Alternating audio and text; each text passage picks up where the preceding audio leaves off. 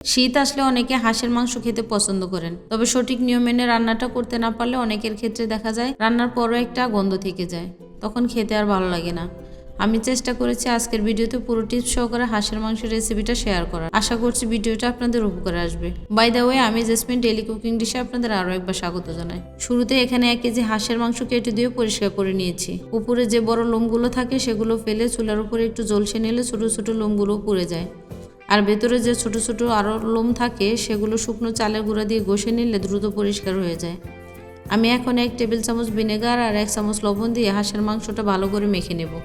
যদি ভিনেগার না থাকে তাহলে সমপরিমাণ লেবুর রস ব্যবহার করতে পারেন।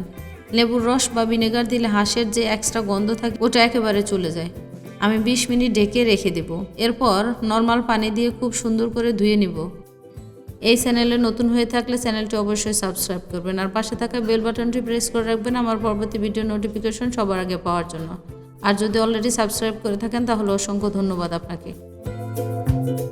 মাংসটা থেকে এক্সট্রা পানি ঝরিয়ে নিয়ে এরপর একে একে সব মশলা দিয়ে দিব।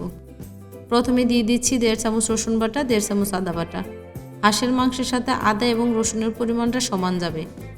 দিয়ে দিচ্ছি 1 চামচ জিরা গুঁড়া, প্রায় 1 চামচ ধনে গুঁড়া, 1 চামচ হলুদের গুঁড়া, 1.5 চামচ লাল মরিচের গুঁড়া আর স্বাদমতো লবণ। এখন সমস্ত উপকরণ দিয়ে মাংসটা ভালো করে মেখে নেব।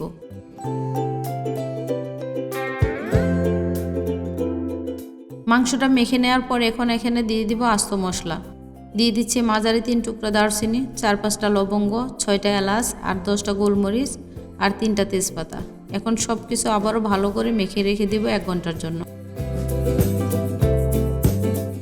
মাংসটা ম্যারিনেট করে রেখে রান্না করলে মাংসটা খেতে অনেক জুসি হয় আর খুব দ্রুত সিদ্ধ হয়। খেতেও মাশাআল্লাহ অসম্ভব মজা হয়। এখানে একটা কড়াইতে দিয়ে দিচ্ছি পরিমাণ মতো সরিষার তেল। আপনারা চাইলে সয়াবিন তেল দিয়েও রান্না করতে পারেন। তেলটা ভালো করে গরম হলে দিয়ে দিব প্রায় 1 কাপ পরিমাণ পেঁয়াজ কুচি। পেঁয়াজটা হালকা ভেজে নেওয়ার পর এখানে দিয়ে দিচ্ছি আগে থেকে ম্যারিনেট করে রাখা হাঁসের মাংসটা।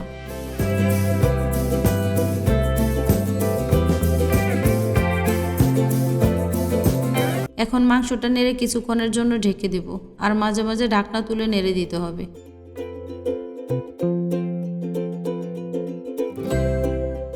দেখুন মাংসটা থেকে কতটা পরিমাণ পানি বের হয়েছে। এই পানিতে মাংসটা সুন্দর করে কষানো হয়ে যাবে।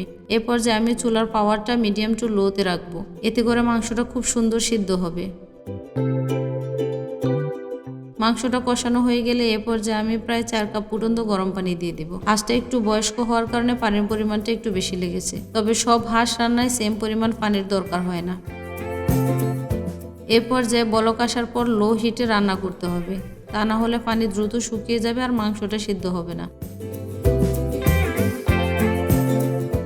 মাঝে মাঝে ঢাকনা তুলে নেড়ে দিতে হবে। তৈরি হয়ে গেল সবার প্রিয় হাঁসের মাংস।